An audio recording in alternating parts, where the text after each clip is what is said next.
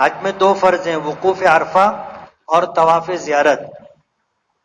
وقوف عرفہ کے بعد، رمی جمرات کے بعد، سر منڈا لینے کے بعد احرام اتر جاتا ہے۔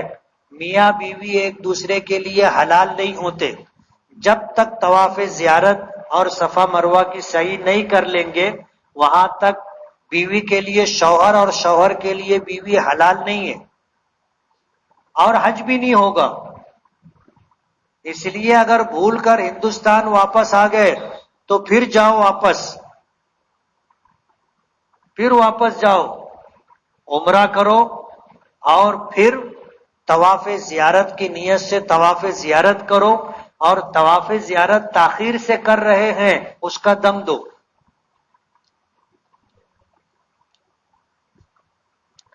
حاجی جب حج کے لیے جاتا ہے تو واپس آنے تک وہ سفر میں رہتا ہے۔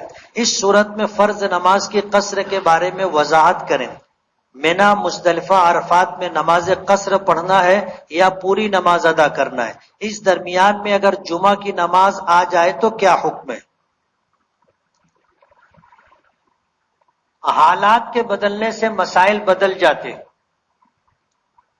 ماضی میں ایسا تھا کہ مینا، مزدلفہ، عرفات مکے کے باہر تھے، مکہ شہر میں نہیں تھے، کارپوریشن کی حدود میں نہیں تھے۔ اب حالات بدل گئے۔ مکہ مکرمہ کسی زمانے میں صرف حضرت ہاجرہ اور حضرت اسماعیل پر مشتمل تھا، پھر قبیلہ جرہم آ کر کے آباد ہو گیا، پھر اس کے بعد آہستہ آہستہ لوگ آباد ہوتے چلے گئے، شہر بن گیا، اور شہر بڑھتے بڑھتے بڑھتے بڑھتے اس نے مینا اور مزدلفہ کو اپنے اندر لے لیا۔ اب آبادی بڑھتے بڑھتے مینا مزدلفہ کو کراس کر کے آگے بڑھ گئی، اور مینا مزدلفہ کارپوریشن کی حدود میں آ گیا۔ اب یہ مکے کے باہر نہیں۔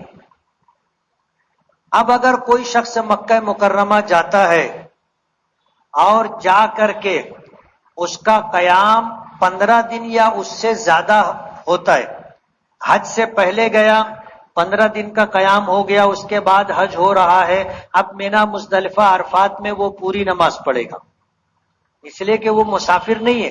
آدمی کسی مقام پر پہنچ کر 15 دن کا قیام اگر نیت کر لے 15 دن کے قیام کی تو وہ مقیم ہو جاتا ہے، پوری نماز پڑھے گا۔ اب جب یہ گیا، اس کو کچھ دن حج سے پہلے مل گئے، 15 دن پورے نہیں ہوئے، درمیان میں حج آ گیا، اب حج کے بعد کچھ دن اس کو ملے اور یہ ملا کر کے 15 دن ہو جاتے ہیں تو بھی وہ مقیم ہے، پوری نماز پڑھے گا۔ سمجھ رہے ہو؟ کیوں؟ مینا مزدلفہ اب مکے میں آ گیا ہے، اور رات قیام کا اعتبار ہوتا ہے، رات قیام کا اعتبار ہوتا ہے۔ جب ہم مکے میں ہی سو رہے ہیں، صرف وہ محلہ بدل گیا، شہر میں ہی ہے، تو ظاہر بات ہے ہم نے ایک شہر سے دوسرے شہر کی طرف سفر نہیں کیا، اس لیے ہم مقیم رہیں گے۔ اور اگر ہمارا قیام 15 دن سے کم ہے تو ظاہر بات ہے پھر ہم مکے میں بھی مسافر ہیں، مینا مزدلفہ میں بھی مسافر رہیں گے۔ عرفات کا تذکرہ اس لیے نہیں کہ عرفات میں ہم لوگ رات نہیں گزارتے، ہماری رات کہاں گزرتی ہے؟ مکے میں گزرتی ہے، مینا میں گزرتی ہے، عرفات جا کر کے رات ہم مزدلفہ میں آ کر گزارتے ہیں، اور مزدلفہ جو ہے وہ مکہ مکرمہ کارپوریشن کی حد میں، اس لیے ہم نماز بولو نا اکیلے بھی پڑھیں گے تو پوری پڑھیں گے، اور اگر مقیم امام کے پیچھے پڑھتے ہیں تو جیسے ہم مکے میں پڑھتے ہیں پوری نماز، اسی طرح پوری نماز پڑھیں گے۔ اس مسئلے میں آج بھی اختلاف ہے۔ میں نے آپ کو وہ مسئلہ بتایا ہے جس پر زیادہ تر علماء کا اتفاق ہے۔ مسلم پرسنل لا بورڈ کی طرف سے فقہی اجتماع ہوتا ہے اور ہندوستان بھر کے مفتیان کرام کو بلایا جاتا ہے، اور اس میں یہ مسئلہ آیا تھا کہ ایسے وہاں جانے والے کون سی نماز پڑھیں گے. اس لیے زیادہ تر مفتیان کرام کی رائے یہ تھی کہ اب مینا مزدلفہ مکے کے باہر نہیں ہے، مکے کا ہی ایک حصہ ہے. اس لیے اب اگر کسی کا قیام 15 دن رہتا ہے تو وہ مقیم ہے، وہ پوری نماز پڑھے گا. ایام تشریق میں جو تسبیح پڑھی جاتی ہے وہ حج کے ایام میں پڑھنا ہے یا نہیں؟ پڑھنا ہے. ذی الحجہ کی 9 تاریخ کی صبح سے 13 تاریخ کی عصر تک پوری دنیا میں جہاں کہیں بھی آپ ہوں، فرض نماز کے بعد تکبیر تشریق پڑھی جائے گی. اللہ اکبر لا الہ الا اللہ واللہ اکبر وللہ الحمد. ایک مرتبہ پڑھنا واجب ہے، 3 مرتبہ پڑھنا سنت ہے. ہمارے یہاں لوگ ایک ہی مرتبہ پڑھتے، 3 مرتبہ پڑھنا چاہیے. اور ہم لوگ پڑھنے لگیں گے تو سب پڑھنے لگیں گے. اب جیسے اپنی مسجد میں ایک مرتبہ پڑھ کر سب چپ ہو گئے، آپ مت چپ ہو. آپ آواز کے ساتھ دوسری مرتبہ اور تیسری مرتبہ پڑھو، سب تمہاری طرف دیکھنے لگیں گے. اور نماز کے بعد لوگ بولیں گے تو ان کو بتا دینا کہ 1 مرتبہ پڑھنا واجب ہے اور 3 مرتبہ پڑھنا، وہ بھی پڑھنے لگ جائیں گے.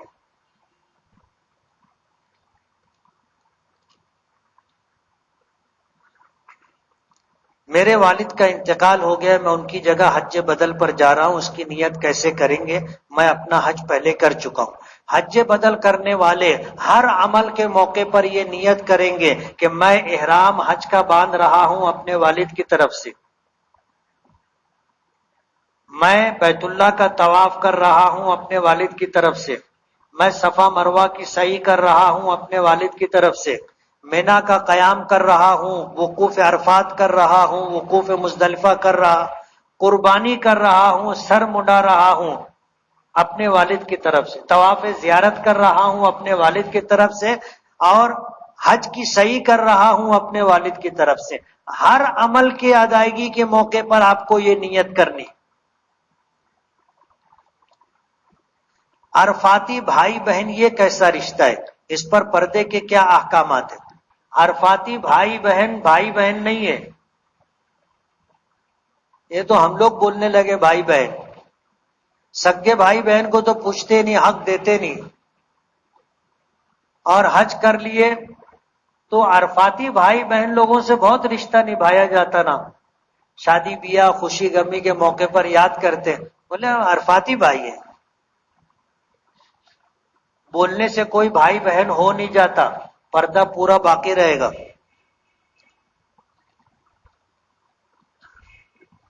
حج کے قیام کے دوران اگر میاں بیوی اپنے روم پر ہی نماز پڑھے تو بازو میں کھڑے ہوں یا آگے پیچھے؟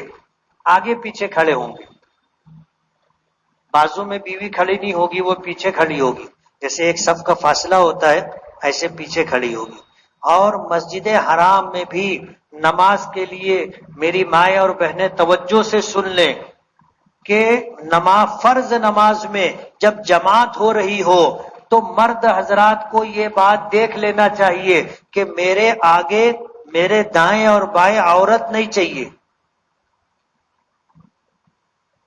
اگر جماعت کی نماز آپ پڑھ رہے ہیں اور آپ کے آگے عورت ہے، آپ کی نماز نہیں ہوگی. آپ کے بازو میں عورت ہے، چاہے دائیں طرف بائیں طرف، نماز نہیں ہوگی. اس لیے اگر کوئی عورت ہے تو وہاں سے ہٹ جانے کا. اور عورتوں کے لیے یہ حکم ہے کہ وہ مردوں کے درمیان گھس کر کے نماز نہ پڑھے. ان کے لیے مسجد حرام میں پیچھے ہر طرف عورتوں کے لیے نماز پڑھنے کی جگہ مختص ہے، وہ نماز وہیں جا کر کے پڑھے. کیوں؟ اس ایک عورت کی وجہ سے 3 مردوں کی نماز فاسد ہوتی ہے. ایک وہ مرد جو اس کے پیچھے ہوتا ہے، ایک وہ مرد جو اس کے دائیں طرف ہوتا ہے، ایک وہ مرد جو اس کے بائیں طرف ہوتا ہے. اس ایک عورت کی وجہ سے ان 3 مردوں کی نماز فاسد ہو جاتی. فرض نماز میں بول رہا ہوں، واجب الطواف نہیں، فرض نماز. حالت احرام میں گھڑی پہننا کیسا ہے؟ پہن سکتے. حالت احرام میں دانتوں میں خلال کر سکتے ہیں کیا؟ کر سکتے ہیں۔ ارکان حج کے دوران میاں بیوی بچھڑ جاتے ہیں، اس سے بچنے کی کیا صورت ہے؟ رسی باندھ لینے کا، رسی باندھ لینے کا۔ اب یہ بھی کوئی پوچھنے کی بات ہے؟ حالت احرام میں پہچان کے لیے احرام پر کوئی نشانی یا علامت لگا سکتے ہیں۔ حج سے واپسی پر بمبئی یا بھیونڈی میں ٹھہر کر گھر آتے ہیں، کیا اس طرح نہ ٹھہرتے ہوئے سیدھے اپنے گھر آ جانا چاہیے؟ بہتر یہ کہ آپ سیدھے اپنے گھر آ جائیں۔ حرم کی خیرات و برکات آپ لے کر کے آ رہے ہیں، اب فیصلہ آپ کو کرنا ہے کہ آپ کو کیا کرنا ہے۔ حج سے لوٹنے پر گھر جانے سے پہلے قبرستان جانا کیسا ہے؟ قبرستان پہلے جانا چاہیے۔ حدیث پاک میں آتا ہے، نبی کریم صلی اللہ علیہ وسلم نے فرمایا کہ حاجی جائے تو اس کی مشایعت کرو۔ مشایعت کا مطلب یہ ہے کہ اس کو روانہ کرو، روانہ کرو، بمبئی تک نہیں، بمبئی تک نہیں۔ لوگ بمبئی تک چلے جاتے اور پریشان ہوتے، حاجی بھی پریشان ہوتا اور جو لوگ جاتے وہ بھی پریشان ہوتے۔ نہ ٹھہرنے کی جگہ رہتی ہے، نہ بیٹھنے کی جگہ رہتی ہے، وہاں جا کر ایئرپورٹ پر ادھر ادھر سوتے ہیں اور وہیں پر بچوں کو دودھ بھی پلاتے ہیں۔ بڑی بے حیائی کا مظاہرہ ہوتا ہے، لیکن لوگ مانتے نہیں۔ مشایعت گھر سے روانہ کر دیں آپ۔ اپنے ہاں تو کچھ لوگ ایسے ہیں جو بس اسٹینڈ تک بھی جاتے ہیں نا، گاڑی دور کھڑی رہتی ہے وہاں تک جا کے روانہ کرتے، اس کو مشایعت کہتے ہیں۔ جانے والے حجاج کرام کی مشایعت کرو، یعنی ان کو روانہ کرو، اور جب آئیں تو ان کا استقبال کرو۔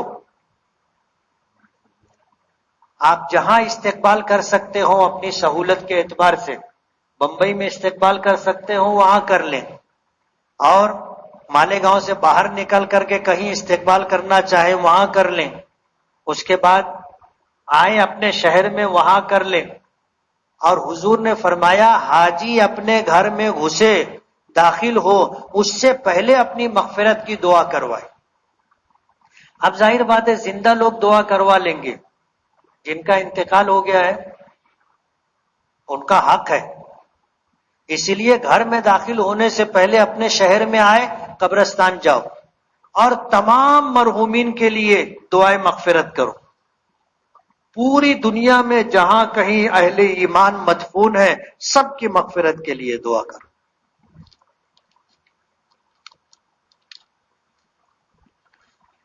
میدان عرفات میں مانگنے کے لیے کوئی جامع دعا بتائے جس سے تمام امت کی بھلائی ہو۔ اللہم اغفر لی ولوالدی ولمن توالد وارحمہما کما ربیانی صغیرا واغفر اللہم لجمیع المؤمنین والمؤمنات والمسلمین والمسلمات الاحیاء منہم والاموات انک سمیع قریب مجیب الدعوات برحمتک یا ارحم الراحمین۔ یا قرآن کریم میں ہے ربنا اغفر لی ولوالدی وللمؤمنین یوم یقوم الحساب، کہ اللہ میری مغفرت فرما، میرے ماں باپ کی مغفرت فرما، اور میدان محشر میں قیامت کے دن جتنے ایمان والے ہوں گے سب کی مغفرت فرما۔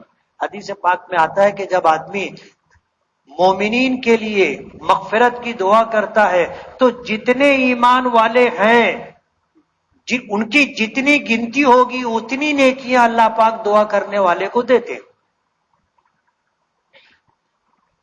ہندوستان میں موجودہ حالات تبدیل ہو کر خوشگوار بن جائیں، اس کے لیے کوئی عمل یا دعا کریں۔ حج کے ایام میں مکے میں 20-25 دن قیام ہوتا ہے تو مسافر اور مقیم کی کیا صورت بنے گی؟ جدہ سے مکہ کے درمیان مسافر ہوں گے، جدہ سے مکے کے درمیان مسافر رہیں گے، اگر راستے میں نماز پڑھے تو قصر کریں گے۔ دوران سفر امامت کے لیے امام کس طرح نیت کرے جبکہ پیچھے عورتیں بھی ہوتی ہیں؟ اگر آدمی امام بن رہا ہے اور اس کی اقتداء میں باجماعت عورتیں بھی نماز پڑھ رہی ہے تو وہ نیت کرے گا امامت کی، مردوں کی بھی عورتوں کی بھی، اور اگر عورتوں کو اپنی نیت میں شامل نہیں کرے گا عورتوں کی نماز نہیں ہوگی۔ حدود حرم میں نیکی کئی گنا بڑھ جاتی ہے تو کیا گناہ بھی اتنا ہی سخت ہوگا؟ ظاہر بات ہے کہ اس جگہ کی عظمت کی وجہ سے اگر نیکی بڑھ جاتی ہے تو اتنے باعظمت مقام پر آدمی گناہ کرے گا تو گناہ بھی بڑھ جائے گا. نفل حج کرنا افضل ہے یا حج بدل؟ حج بدل کرنا افضل ہے. مگر حج بدل کس کو کہتے ہیں یہ بھی سمجھ لو آپ. حج بدل کے لیے 2 شرطیں. آپ جس کی طرف سے حج کر رہے ہیں حج کا پورا خرچہ اس نے دیا ہو. سمجھ رہے ہو؟ آپ حج بدل جس کی طرف سے کر رہے ہیں حج بدل کا پورا خرچہ اس نے دیا ہو اور اس نے مرنے سے پہلے وصیت کی ہو کہ میری طرف سے تم حج کرنا. یہ 2 شرط پائی جائے گی تو حج بدل ہوگا. اور جس کو ہم لوگ حج بدل بولتے ہیں وہ حج بدل نہیں ہے. ابھی جیسے کسی نے مسئلہ پوچھا کہ میرے والد کا انتقال ہو گیا ہے، میں ان کی طرف سے حج بدل کر رہا ہوں. ان کی طرف سے حج بدل نہیں ہے، اس لیے کہ انہوں نے وصیت کی ہے کہ نہیں کی پتہ نہیں، انہوں نے پیسہ دیا ہے یا نہیں. اگر حج کا پورا پیسہ وہ دیں گے اور وصیت کریں گے تو ان پر حج فرض ہوگا. وصیت کریں گے تو اپنے حج بدل کریں گے. اور ایسے جو ہم لوگ اماں کی طرف سے، ابا کی طرف سے، دادا کی طرف سے، نانی کی طرف سے جو حج کرتے ہیں یہ نفل حج ہوتا ہے جس کا ثواب ان کو ملتا ہے. اس کو ایصال ثواب والا حج کہتے ہیں، حج بدل نہیں کہتے. کیا نمازی کے آگے سے گزرنے کی اجازت ہے حرم میں؟ موجودہ حالات میں ہجوم کی وجہ سے اس کی اجازت ہے، باقی دنیا میں کہیں اور اجازت نہیں ہے. ایک بات. دوسری بات، وہاں علماء میں اختلاف ہے. کہتے ہیں کہ طواف کرنے والا نمازی کے آگے سے گزر سکتا ہے لیکن گھر آنے والا نمازی کے آگے سے نہیں گزرے گا، باہر نکلنے والا نمازی کے آگے سے نہیں گزرے گا. اس لیے وہاں بھی احتیاط کرنی چاہیے. اور تھوڑی دیر رکنے میں کوئی حرج نہیں ہے، رک سکتے نا تھوڑی دیر. اب جو لوگ نماز پڑھتے ہیں ان کی نماز کتنی لمبی رہتی، حضور کی نماز جیسی نماز تھوڑی رہتی. ایک صحابی کہتے ہیں میں مسجد نبوی کے سامنے سے گزر رہا تھا، میں نے حضور کو دیکھا، رات کا وقت ہے، حضور نماز پڑھ رہے ہیں، تو میرے دل میں بھی شوق پیدا ہوا، میں بھی وضو کر کے آ کے حضور کے پیچھے نیت باندھ کے کھڑا ہو گیا. حضور سورہ بقرہ پڑھ رہے تھے. اب میں سمجھا کہ اب رکوع کریں گے، اب رکوع کریں گے، اب رکوع کریں گے. نہیں کی. سورہ بقرہ پوری ہونے لگی اور حضور جب پڑھنے لگے لا یکلف اللہ نفسا الا وسعها تو میں سمجھا اب رکوع کریں گے. تو حضور نے سورہ بقرہ پوری کر لی، رکوع نہیں کیا، پھر بسم اللہ الرحمن الرحیم پڑھ کر کے سورہ آل عمران شروع کر دی. سورہ آل عمران ختم کی، آگے کی سورت پڑھنے لگے. میری تو ہمت ختم ہونے لگی. 5.5 پارہ 6 پارہ حضور نے ایک رکعت میں پڑھا. اتنی لمبی نماز تو کوئی بھی نہیں پڑھتا نا ہم میں سے. اس لیے اگر ہمارے ایسے موقع پر آدمی ہے 5-10 منٹ رک جائے، حرم میں رہنا بھی نہیں کیے، آپ اعتکاف کی نیت سے گئے تو تھوڑا احتیاط کریں. اور مجبوری ہو تو الگ بات ہے. کیا روضہ رسول کے علاوہ کہیں اور بھی صلاۃ و سلام علیک یا رسول اللہ پڑھ سکتے ہیں؟ پڑھ سکتے ہیں. مسئلے کی جو بات ہے کہ علیکہ میں جو کاف ہے یہ حرف خطاب ہے، حرف خطاب. اب جیسے ہم لوگ اپنی مادری زبان میں بولتے ہیں، جو آدمی سامنے ہے اس کو کیا بولتے ہیں؟ اے. اور اگر وہ سامنے نہیں ہے مجلس میں تو وہ. سمجھ رہے ہو؟ ایسے ہی عربی زبان میں کاف علیکہ کا جو ہے وہ خطاب کے لیے. اگر علیکہ کہنے والے کی نیت یہ ہو کہ حضور مجلس میں موجود ہے تو اس کی ممانعت ہے، اس لیے کہ ہر جگہ موجود کون ہے؟ صرف اللہ ہے. اور ہمارے آقا تو اپنے قبر مبارک میں مدینہ منورہ میں آرام کر رہے ہیں، آپ ہر جگہ نہیں ہیں. ایک اختلافی مسئلہ ہے یہ، اور آپ کو جو بات میں بتا رہا ہوں آپ سمجھ سکتے ہو. 2 عالم جو اپنے شہر میں مسلک کو لے کر کے آپس میں ایک دوسرے کو کم زیادہ بولتے رہتے تھے. اتفاق سے دونوں حج کے لیے گئے اور دونوں روضہ مبارک پر صلاۃ و سلام کے لیے ایک ساتھ پہنچ گئے. اب یہاں جو عالم تھے وہ کہنے لگے دوسرے سے کہ تم تو گستاخ رسول ہو، تم کو یہاں آنے کی کیا ضرورت تھی؟ تو انہوں نے کہا کہ ہم گستاخ نہیں ہیں، ہم تو خادم اور غلام ہیں، اور خادم اور غلام اپنے آقا کے دربار میں حاضری دیتے ہیں، اور آپ کو آنے کی کیا ضرورت تھی؟ 100 روپے کی سنی منگاتے، صلاۃ و سلام شروع کرتے، حضور خود تشریف لے آتے نا. اس لیے ہر جگہ موجود کون ہے اس بات کو لے کر کے امت میں اختلاف ہے، امت میں اختلاف ہے.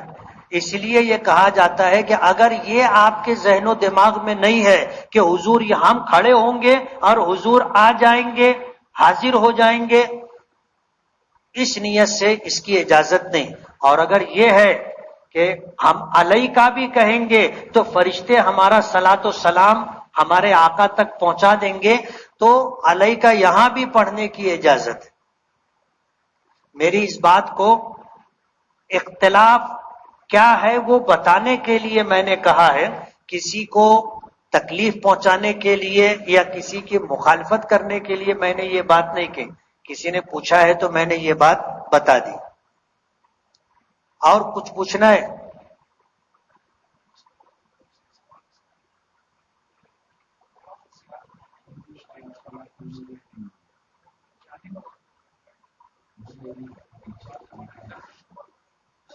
ایسا مسئلہ بھی پیش آتا ہے، بھی کسی نے پوچھا کہ مرد طواف زیارت کیا کرے بغیر اگر آ گیا تو کیا کرنا چاہیے؟ وہ مسئلہ آپ کو بتایا. لیکن بسا اوقات ایسا ہوتا ہے کہ حج کے بعد واپسی بہت جلدی ہوتی، جو لوگ ادھر جلدی جاتے ہیں وہ ادھر جلدی واپس ہوتے. تو ایسا بھی مسئلہ ہو جاتا ہے بسا اوقات کہ جن لوگوں کو حج کے بعد فوراً واپسی ہے اور ان کے گھر میں اگر ماؤں اور بہنوں کو شرعی عذر لاحق ہو گیا تو طواف زیارت کے لیے پاکی شرط ہے، اور یہ پاکی کا انتظار کرنے کے لیے اگر رکتے ہیں تو اتنے دن رکنے کی اجازت نہیں ہے، مجبوری ہے. سعودی گورنمنٹ رکنے نہیں دیتی، نہیں رکنے دیتی، بس آپ کا جو شیڈول ہے شیڈول کے حساب سے آپ کو جانا ہے. اب وہ کیا کریں؟ الحمدللہ. تو اس کی ایک شکل یہ ہے، اگر اللہ نے اتنی قدرت دی ہے مالی اعتبار سے کہ یہ عورت طواف زیارت کرے بغیر آ جائے اور میاں بیوی میں اس بات پر اتفاق ہو جائے کہ ہم دونوں ایک دوسرے کے لیے حلال نہیں ہیں، 10 محرم کے بعد عمرے کا ویزا لے کر کے چلے جانے کا، عمرہ کرنے کا، اس کے بعد طواف زیارت اور حج کی صحیح کر لینے کا. اور اگر مالی اعتبار سے اتنی حیثیت نہیں ہے کہ اب جا کے دوبارہ آ سکیں، اس لیے کہ بہت سارے لوگ زندگی بھر جوڑ بٹور کر کے حج کے لیے جاتے ہیں، اب پھر جانے کے لیے 1,00,000 2,00,000 روپے کا انتظام بہت مشکل ہے. ایک تو عورت اکیلے سفر نہیں کر سکتی، اس کو ڈبل خرچہ لگے گا. تو علماء نے بحالت مجبوری یہ لکھا ہے کہ وہ ناپاکی کی حالت میں طواف زیارت کر لے، ناپاکی کی حالت میں طواف زیارت کر لے اور جرمانے میں ایک بدنا یعنی بڑا دم دے. بڑا دم اونٹ، گائے، بیل، پڑوا، پڑیا حدود حرم میں ذبح کرے.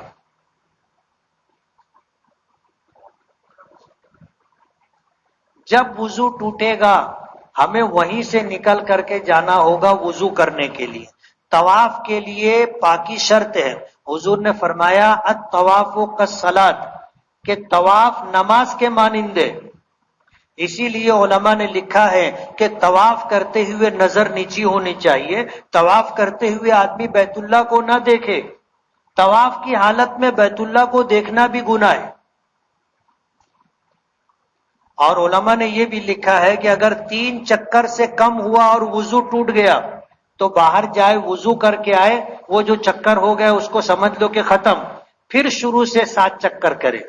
اور اگر 4 چکر سے زیادہ طواف ہو چکا ہے، اب وضو ٹوٹا، تو جہاں وضو ٹوٹا ہے وہیں سے نکل جائے، نیت کر لے کہ اب میں وضو کرنے جا رہا ہوں، جائے وضو کر کے آئے اور جہاں وضو ٹوٹا تھا وہیں سے پھر جوڑ لگا لے۔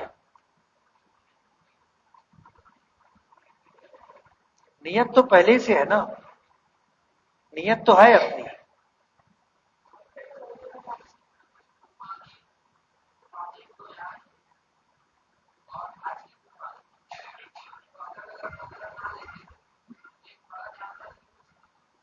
کر سکتے۔ قربانی 2 ہوتی ہے، ایک صاحب نصاب ہونے کی وجہ سے قربانی ہر سال جو ہم کرتے ہیں وہ ہمیں کرنی ہے۔ اب حج کے لیے گئے ہیں تو حج کی قربانی بھی ہے۔ اب اگر ہم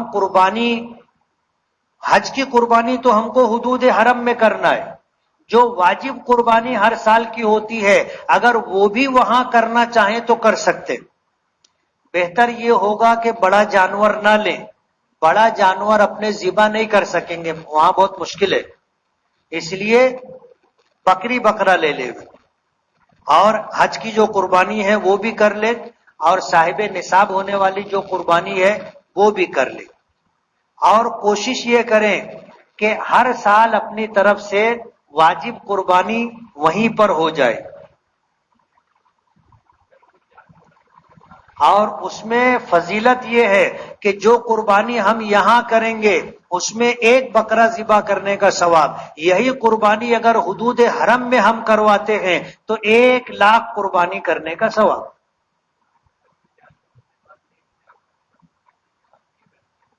کر سکتا ہے، ہمارے یہاں ساتھ میں حجی کا جانور لے جانا ضروری نہیں۔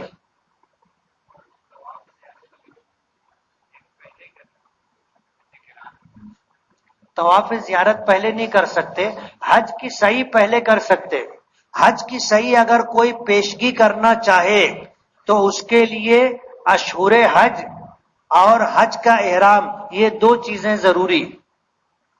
آپ رمضان میں حج کی صحیح نہیں کر سکتے، ہاں عید کے بعد آپ حج کی صحیح کر سکتے ہیں، مگر شرط یہ ہے کہ آپ حج کا احرام بھی باندھے ہو۔ اب جب آپ حج کا احرام باندھیں گے تو یہ احرام کب اترے گا؟ حج کر لینے کے بعد۔ اس لیے اگر 7 تاریخ کو آپ حج کی صحیح پیشگی کرنا چاہیں تو حج کا احرام باندھ لیں، حج کا احرام باندھ لیں جیسے باندھا جاتا ہے، اور اس کے بعد ایک نفل طواف کرے رمل اور استباء کے ساتھ، اس کے بعد جا کر صفا مروہ کی صحیح کرے حج کی صحیح کی نیت سے، تو ایڈوانس میں آپ حج کی صحیح اس طرح کر سکتے۔ بغیر حج کے احرام کے ایڈوانس سے صحیح نہیں کی جا سکتی۔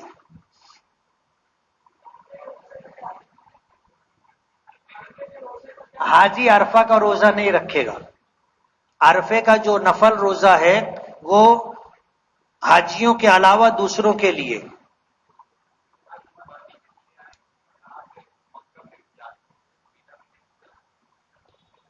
بحالت مجبوری مینا کی راتیں اگر مکے میں آپ نے گزاری ہیں تو کوئی حرج نہیں، لیکن اگر مجبوری نہیں ہے، آپ آئے طواف کر لیے، آپ ٹیکسی پکڑ کر واپس میں نہ جاؤ، مکے میں آپ مت رکو،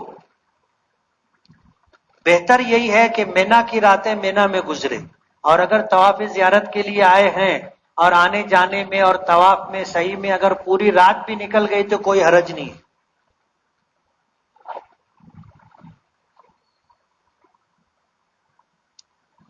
کوئی احرام لایا ہے؟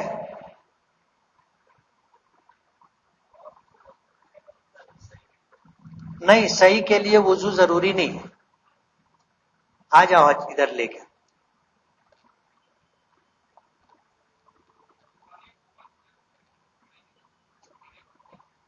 اصل میں ہمارے یہاں 10 تاریخ کو 3 عمل کیا جاتا ہے۔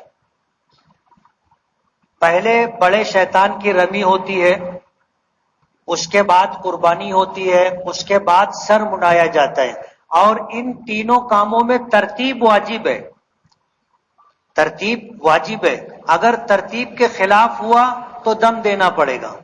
اس لیے ہمارے یہاں کوپن وغیرہ نہیں لینا چاہیے، تاکہ اپنے کو پتا رہے کہ اپنے ترتیب سے کر رہے ہیں۔ احرام باندھنے کا طریقہ بہت سارے لوگوں کو پتہ نہیں ہوتا۔ احرام ایسا باندھتے ہیں کہ جب اٹھتے بیٹھتے ہیں تو دکان اور مکان نظر آنے لگتی،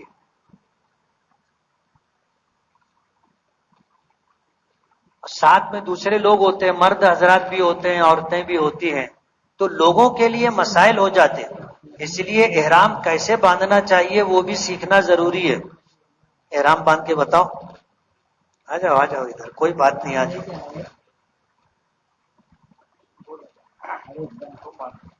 میں باندھوں۔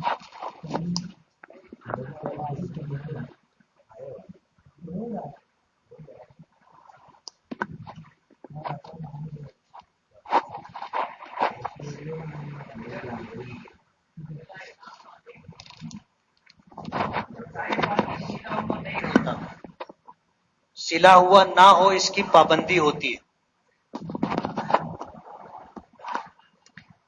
اس لیے احرام باندھنے کے لیے آپ سمجھ لو اچھی طرح، بعض لوگ ایسے باندھتے ہیں اور ایسے کر کے اس کے اوپر سے پٹا لگا لیتے ہیں، تو اس میں جو ہے بسا اوقات سطر کھل جانے کا اندیشہ ہوتا ہے۔ اس لیے آپ ایسے نہ باندھتے ہوئے ایسے ڈبل کریں، ایک حصہ اندر لے لیں، ایک حصہ ایسے اوپر لے لیں۔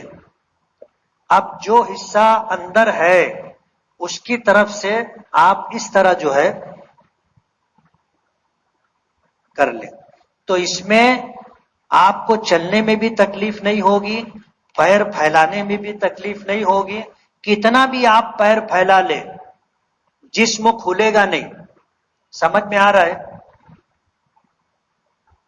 یہ دو حصہ ہے، ایک حصہ اندر لے لے اور دوسرا حصہ اوپر لے لے، اور جو اندر کا حصہ ہے اس کو اب آپ اوپر لیں گے اس طرح، اور اس طرح لینے کے بعد آپ اس کو لپیٹ لیں گے۔ اب یہ لپیٹ لینے کے بعد آپ اگر بیلٹ نہیں بھی باندھے تو بھی یہ احرام کھلے گا نہیں، اور چلنے پھرنے میں پیر پھیلانے میں بھی کچھ کھلتا نہیں ہے۔ اوپر والے کی تو ضرورت نہیں ہے بتانے کی۔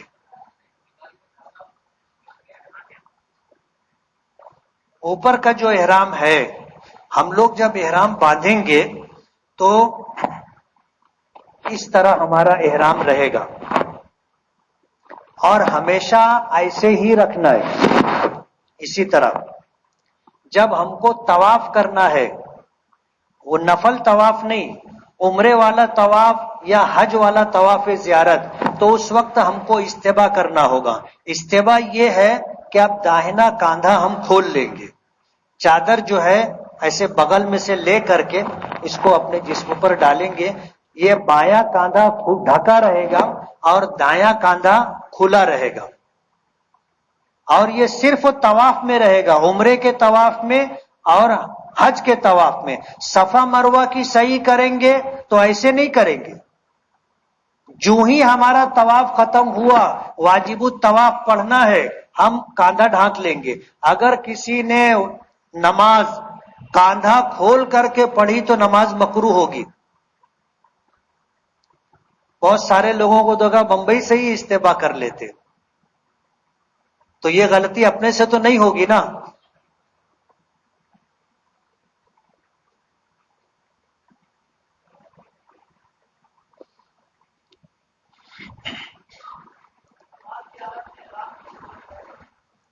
نماز کی حالت میں دونوں کاندھے ڈھکے رہیں گے، احرام ہے تو رہے گا، سر کھلا رہے گا۔ احرام کی حالت میں مجبوری ہے، سر نہیں ڈھانک سکتے۔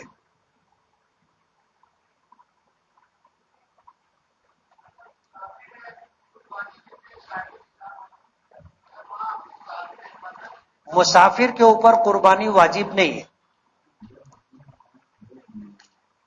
جو قربانی صاحب نصاب ہونے کی وجہ سے ہے اگر ان 3 دنوں میں کوئی شخص سفر میں ہے اور سفر شرعی ہے، یعنی 78 کلومیٹر سے زیادہ اپنے وطن سے دور ہے اور وہاں 15 دن یا اس سے زیادہ قیام کی نیت نہیں ہے، تو یہ آدمی مسافر ہے اور مسافر کے اوپر قربانی واجب نہیں ہے۔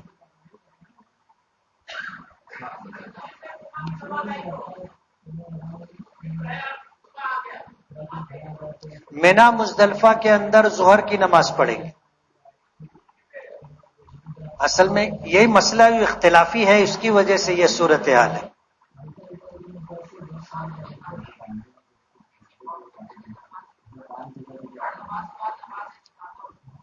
مکہ مکرمہ اور مدینہ منورہ میں تقریباً ہر نماز کے ساتھ نماز جنازہ بھی ہے۔ مردوں کو نماز جنازہ پتہ ہے کیسے پڑھی جاتی ہے، لیکن ایک بات اپنے علم میں آ جانا چاہیے، میت ایک ہو یا ایک سے زائد ہو، 10 20 100 50، ایک نماز جنازہ سب کے لیے کافی ہے۔ ہمارے یہاں کیا ہوتا ہے کہ اگر 2 میت آ گئی تو دونوں کی الگ الگ نماز پڑھی جاتی، حالانکہ میت سامنے ہے، ایک نماز جنازہ پڑھ لیے تو دونوں کی نماز ہو گئی، الگ الگ نماز جنازہ پڑھنے کی ضرورت نہیں ہے، ایک بات۔ دوسری بات یہ کہ وہاں عموماً ہر نماز کے بعد نماز جنازہ ہوتی ہے۔ وجہ اس کی یہ ہے کہ مکہ اور مدینے میں جو لوگ رہتے ہیں ان کے یہاں میت ہوتی ہے تو وہ نماز کے لیے حرم لے کر کے آتے، اس سے زیادہ مقدس جگہ کون سی ہوگی؟ تو وہاں پر نماز جنازہ ہوتی ہے۔ نماز جنازہ کا طریقہ یہ ہے، مردوں کو تو پتہ ہے کہ آدمی قبلہ رخ کھڑا ہو اور جنازہ سامنے ہو۔ وہاں پر سامنے ہونا ضروری نہیں، جنازہ ہے پوری مسجد حرام میں، کہیں بھی آپ جنازے کی نیت سے نماز پڑھ سکتے ہیں۔ نماز جنازہ نیت کریں گے، نیت کرتا ہوں میں یا نیت کرتی ہوں میں، نماز جنازہ فرض 4 فرض تکبیروں کے ساتھ ادا کرنے کی نیت کرتا ہوں میں، نماز جنازہ 4 فرض تکبیروں کے ساتھ ادا کرنے کی، واسطے اللہ کے، پیچھے اس امام کے، منہ میرا کعبہ شریف کی طرف، اللہ اکبر۔ ہاتھ باندھ لیں گے، ہاتھ باندھنے کے بعد سبحانک اللہم وبحمدک وتبارک اسمک وتعالی جدک وجل ثناؤک ولا الہ غیرک۔ کچھ حضرات کے یہاں سورہ فاتحہ پڑھنا ضروری سمجھا جاتا ہے تو وہ لوگ بجائے ثنا کے سورہ فاتحہ پڑھتے، اس کے بعد پھر امام تکبیر کہے گا تو ہم بھی ہاتھ باندھے باندھے کہیں اللہ اکبر، یہ دوسری فرض تکبیر ہے۔ پھر اس کے بعد درود ابراہیمی پڑھیں گے، اللہم صلی علی محمد وعلی آل محمد کما صلیت علی ابراہیم وعلی آل ابراہیم انک حمید مجید، اللہم بارک علی محمد وعلی آل محمد کما بارکت علی ابراہیم وعلی آل ابراہیم انک حمید مجید۔ پھر تیسری تکبیر کہیں گے، یہ بھی فرض ہے۔ اور اس کے بعد جنازے کی دعا، بالغ مرد و عورت کی ایک دعا ہے، اللہم اغفر لحینا ومیتنا وشاہدینا وغائبینا وصغیرنا وکبیرنا وذکرنا وانسانا، اللہم من احییتہ منا فاحیہ علی الاسلام ومن توفیتہ منا فتوفہ علی الایمان۔ اس کے بعد چوتھی تکبیر کہی جائے گی، اور چوتھی تکبیر کہنے کے بعد 4 فرض تکبیریں ہیں وہ کہہ لی گئی، اب سلام پھیر دیں گے، نماز جنازہ مکمل۔ نماز جنازہ میں رکوع نہیں ہے، نماز جنازہ میں سجدہ نہیں ہے۔ تیسری بات، جن لوگوں کو ثنا یاد نہیں ہے، جن کو درود شریف یاد نہیں ہے، جس کو جنازے کی دعا یاد نہیں ہے، اگر وہ نہ بھی پڑھے 4 فرض تکبیریں کہہ دے، نماز جنازہ ہو جائے گی۔ اس لیے ہو سکتا ہے عورتوں کو نماز جنازہ یاد نہ ہو، کبھی اتفاق نہیں ہوتا پڑھنے کا، تو تیسری تکبیر کے بعد اگر وہ جو دعائیں ہیں وہ نہ پڑھتے ہوئے ربنا اغفر لی ولوالدی وللمؤمنین یوم یقوم الحساب بھی پڑھ لیں گے اور چوتھی تکبیر کے بعد سلام پھیر دیں گے، نماز ہو جائے گی۔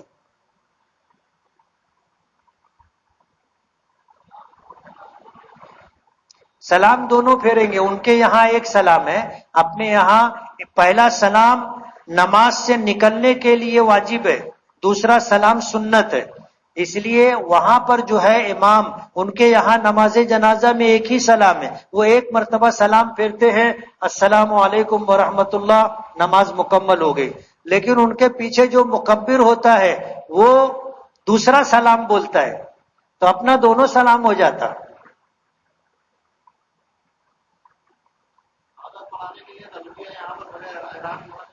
پڑھ سکتے ہیں تلبیہ یاد کرنے کے لیے، اور اس نیت سے کہ کثرت سے ہم پڑھ سکیں، اگر یہاں بھی کوئی پڑھنا چاہے تو پڑھ سکتا ہے، ایسے عمومی طور پر اس کا حدیث پاک میں تذکرہ نہیں ملتا۔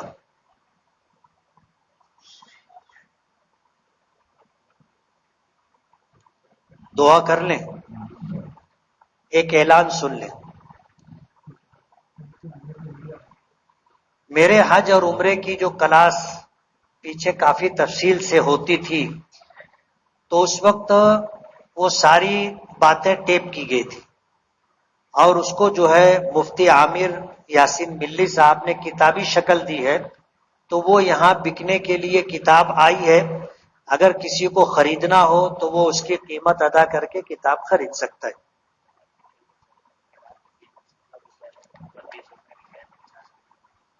عام طور پر اس کی قیمت 70 روپیہ ہے، لیکن یہاں پر آپ کو رعایتی قیمت میں 50 روپے میں دی جائے گی۔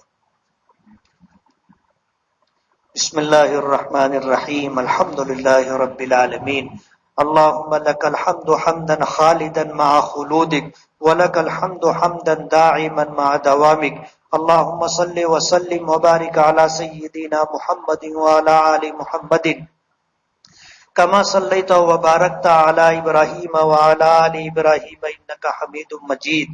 اے اللہ ہمارے گناہوں کو معاف فرما، ہماری خطاؤں سے درگزر فرما، ہمارے عیبوں کی پردہ پوشی فرما۔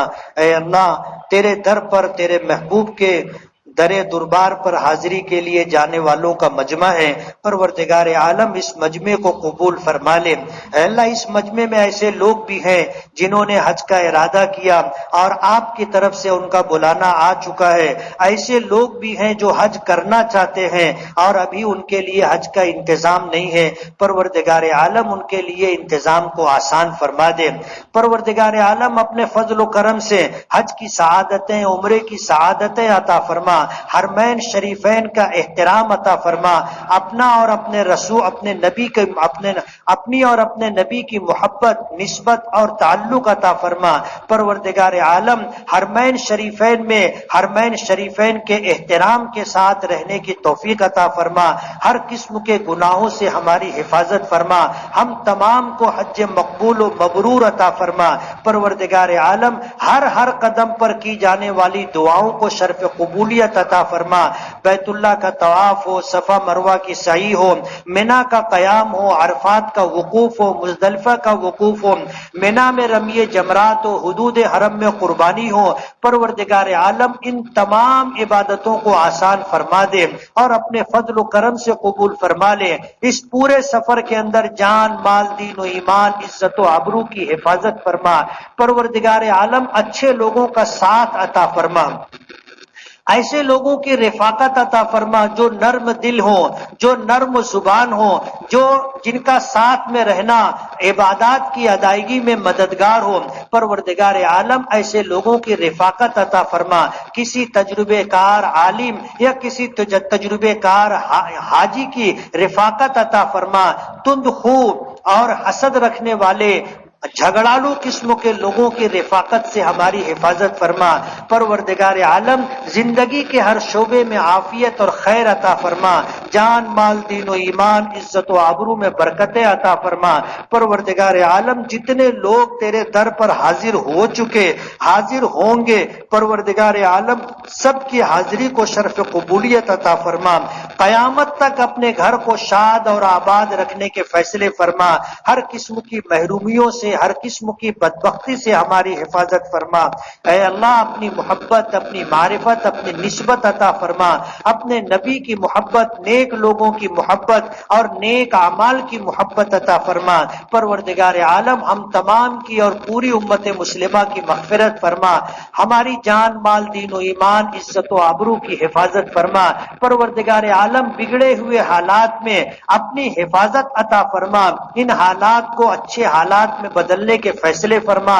جن کے دلوں میں اسلام اور مسلمانوں کی نفرت بھری ہوئی ہے، پروردگار عالم نفرت کو ختم فرما کر ان کے دلوں میں اسلام کی اور مسلمانوں کی محبت پیدا فرما، اور اگر ان کو ہدایت عطا فرما، اور ان کے حصے میں اگر ہدایت نہ ہو تو ایسے لوگوں کے شر سے پوری ملت اسلامیہ کی اور اپنے دین کی حفاظت فرما، اور ان کے وجود سے اپنے زمین کو پاک کرنے کے فیصلے فرما۔ اسلام دشمن طاقتوں میں اختلاف پیدا فرما، آپ ان کی صفوں کے اندر انتشار پیدا فرما، ان کی باتوں اور ان کی رائیوں میں اختلاف پیدا فرما، ان کی طاقت کو، ان کے سرازے کو منتشر فرما۔ پروردگار عالم امت مسلمہ کی مساجد کی، مقابر کی، خانقاہوں کی، اوقاف کی حفاظت فرما، حرمین شریفین کی حفاظت فرما، حرمین شریفین کی حفاظت کرنے والوں کی حفاظت فرما، حرمین شریفین کی خدمت کرنے والوں کی حفاظت فرما، حرمین شریفین کو پاکیزہ اور صاف ستھرا رکھنے والوں کی حفاظت فرما، ان کی مدد اور نصرت فرما، اور انہیں بہترین جزائے خیر عطا فرما۔ اپنے فضل و کرم سے ہماری دعاؤں کو اپنے حبیب جناب رسول اللہ صلی اللہ علیہ وسلم کے صدقے اور طفیل میں قبول فرما۔ جزا اللہ عنا محمدا صلی اللہ علیہ وسلم ما هو اہل، صلی اللہ تعالی علی خیر خلقہ محمد وآلہ واصحابہ اجمعین برحمتک یا ارحم الراحمین۔